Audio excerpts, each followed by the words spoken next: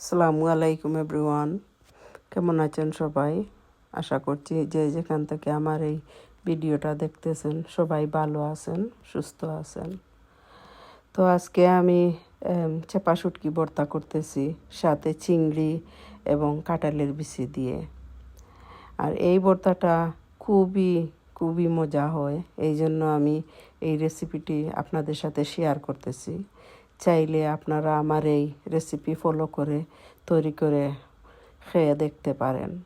তো আমি একে একে সবগুলা এই মশলা ভেজে নিয়েছি, কাঁচামরিচ, তারপরে পেঁয়াজ, রসুনটা একটু বেশি লাগে।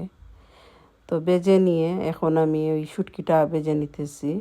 শুটকিটা একটু যখন ভাজা হয়ে যাবে তখন আমি কাঁটা চামচ দিয়ে এর যে কাঁটাগুলা আছে শুটকির ওইগুলা ফেলে দিতেছি।